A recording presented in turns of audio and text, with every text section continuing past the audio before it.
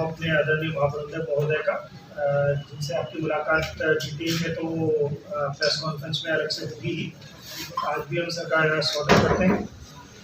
मैं थोड़ा बस आप लोगों को ब्रीफ करना चाहूँगा जो हम लोगों के अमृत भारत स्टेशन और स्टेशन डेवलपमेंट के जो कार्य चल रहे हैं।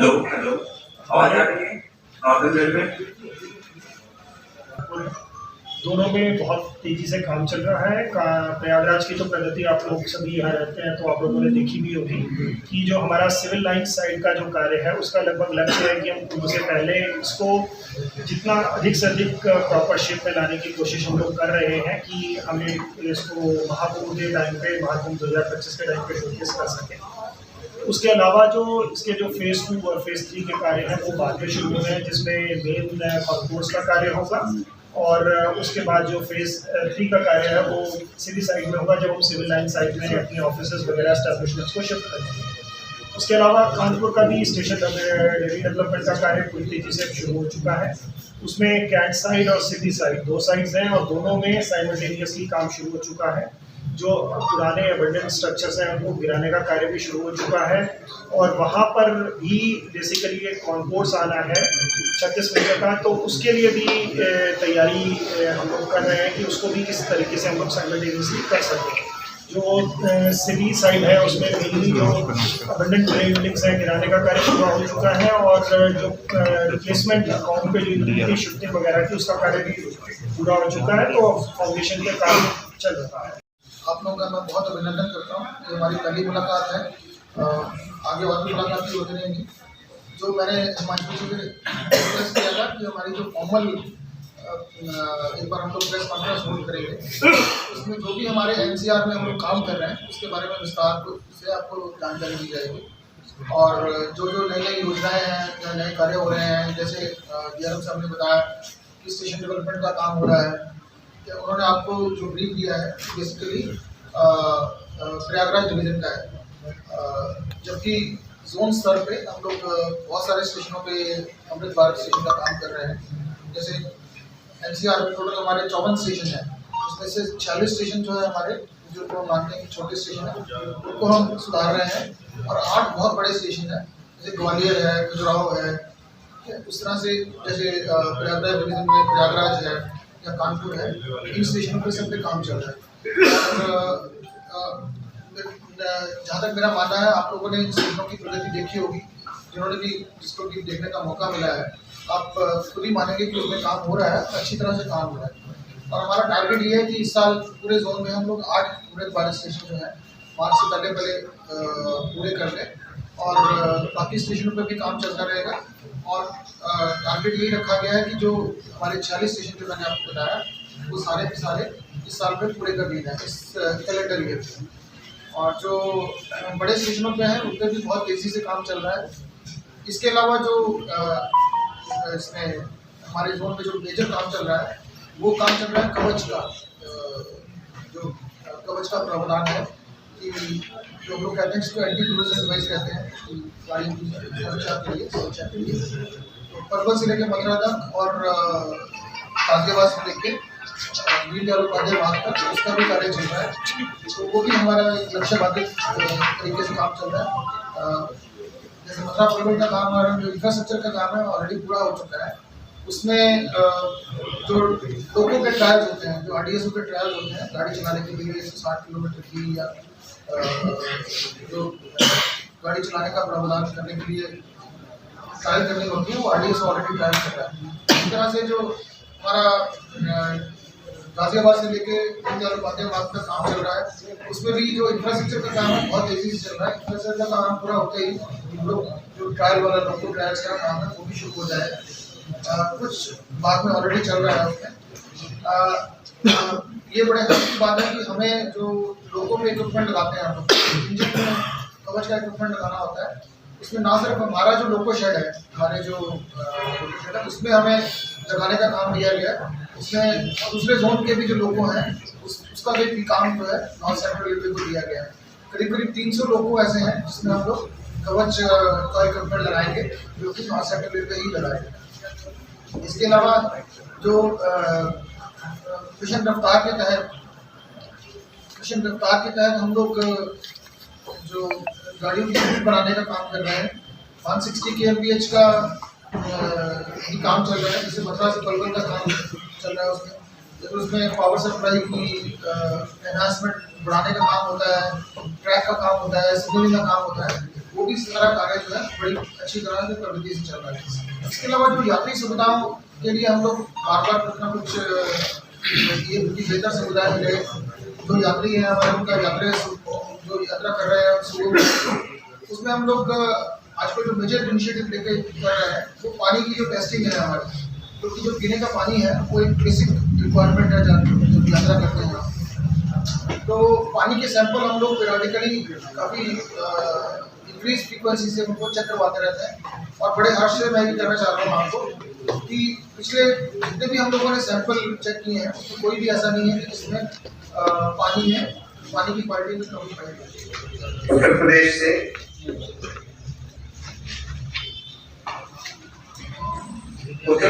में आज से 10 साल पहले 2009 से 2014 वाला जो पीरियड था उसमें मात्र साल के 1109 करोड़ एलोकेट होता, उत्तर मध्य प्रदेश मात्र 1109 होता।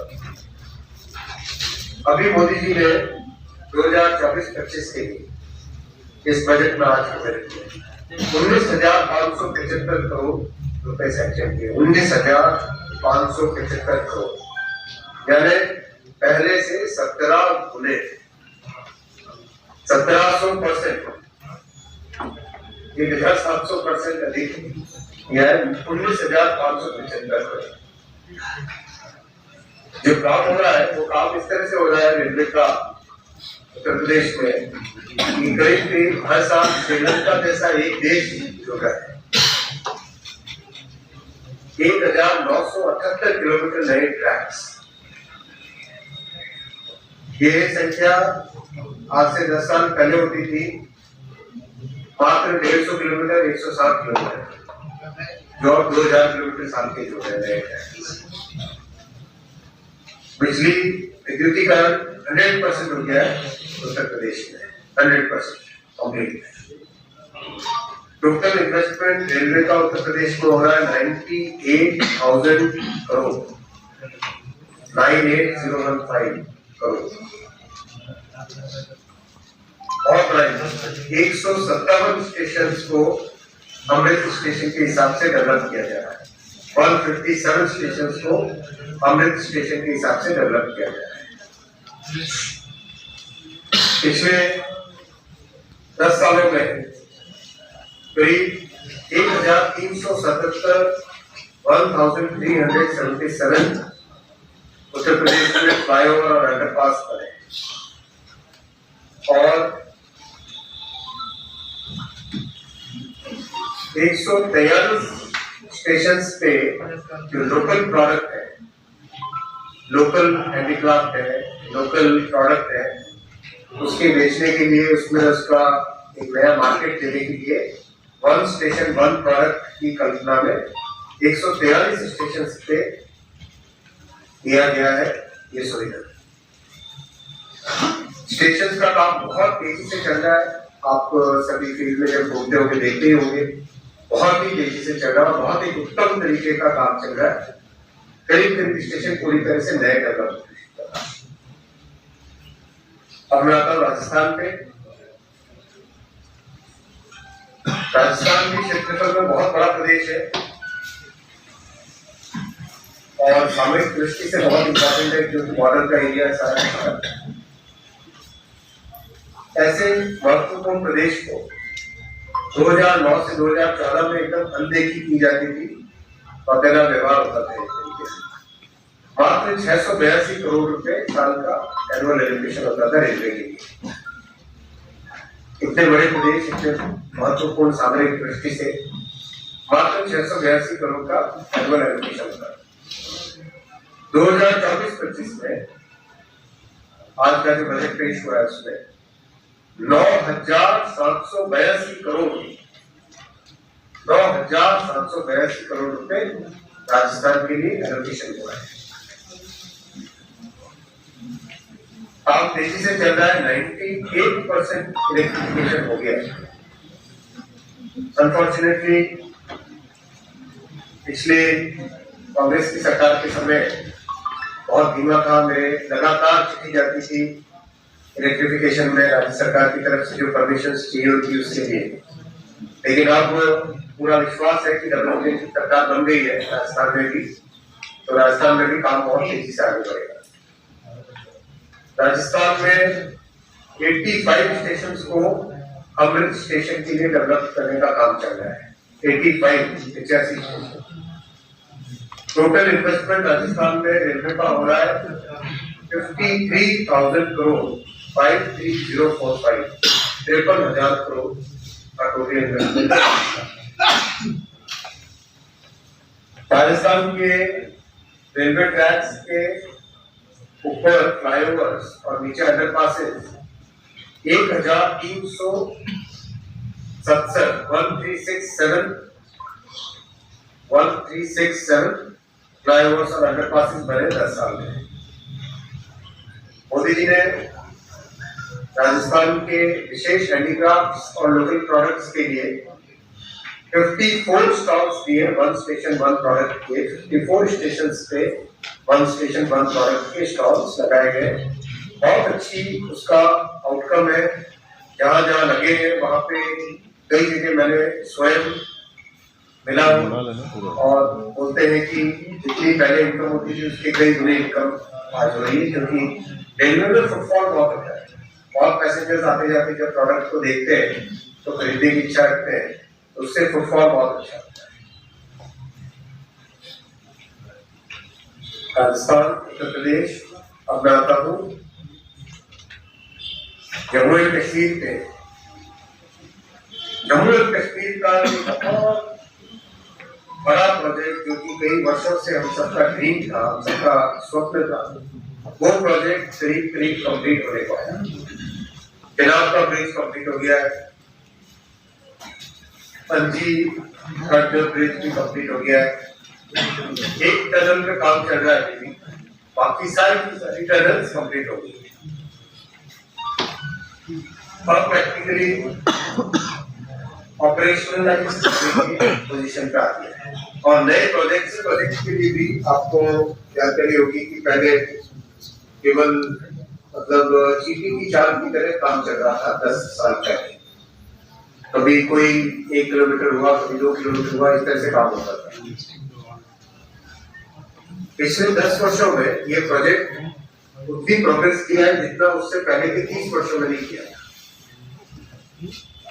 और एलोकेशन जहां 1000 करोड़ के आसपास होता था, 1044 करोड़ 2009 से 2014 वाले पीरियड में, आज उसके लिए 3,677 करोड़ रुपीस का एलोकेशन, 3,677 करोड़। अब समय आ गया है कि नए प्रोजेक्ट्स की जम्मू कश्मीर में आपके लिए जाए।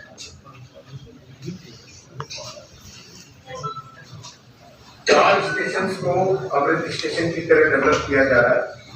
और मैं भी बीच में हाल ही में गया था जम्मू तवी स्टेशन देखने के लिए। बहुत अच्छी प्रोग्रेस हो रही है उसकी और बहुत ही वर्ल्ड क्लास उसका डेवलपमेंट हो रहा है। अगर आप में से कोई हमें देखे वहां पे जाए तो देखेंगे, आनंद आएगा।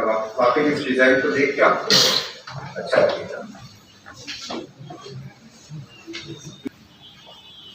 इसमें पूरे के पूरे गोल्डन जो अपना क्वाड्रिलेटरल और डायगोनल है देश का, अगर आप नक्शा देखो, इसको पूरे को 4 लाइनिंग किया जाएगा और बहुत सारी जगह 6 लाइनिंग।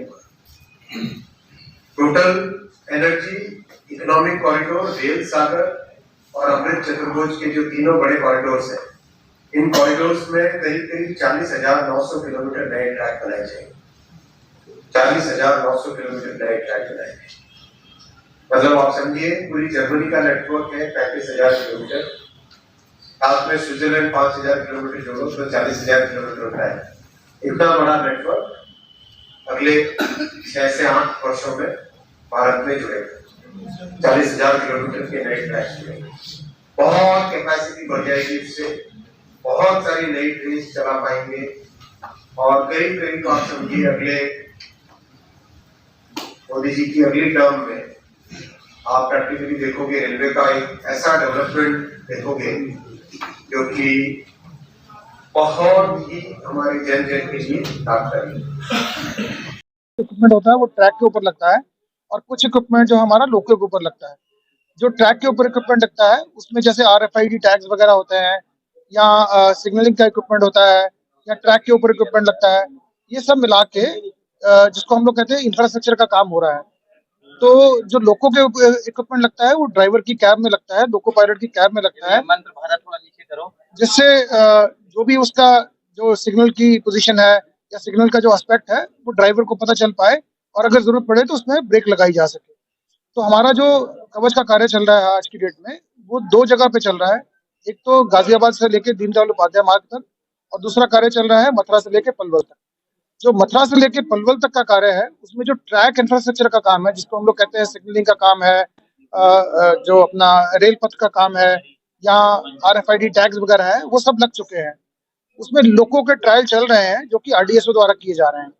जहाँ तक गाजियाबाद से लेके दीनदयाल उपाध्याय मार्ग तक का सवाल है, उसमें हमारा जो ट्रैक इंफ्रास्ट्रक्चर का काम है वो करीब करीब 50% पूरा हो चुका है और लोको का काम हम लोग अभी कर रहे हैं। ये हमारे लिए बड़े हर्ष की बात है कि जो नॉर्थ सेंट्रल रेलवे को ना कि सिर्फ झांसी और कानपुर के लोको शेड में जो लोकोस हैं उसके इक्विपमेंट के ऊपर जो कवच का इक्विपमेंट लगाना है उसका काम दिया गया है, बल्कि जो गाजियाबाद लोको शेड के भी लोकोस हैं कुछ उसमें उसका भी काम हमें करने के लिए दिया गया है। तो इस तरह से हम लोग करीब करीब 300 लोको जो है जो नॉर्थ सेंट्रल रेलवे उसमें लोको में इक्विपमेंट लगाएगा कवच का। जब ये दोनों काम पूरे हो जाएंगे फिर उसके बाद RDSO उसकी ट्रायल करेगा ताकि गाड़ी हम लोग कवच के हिसाब से चला सकें।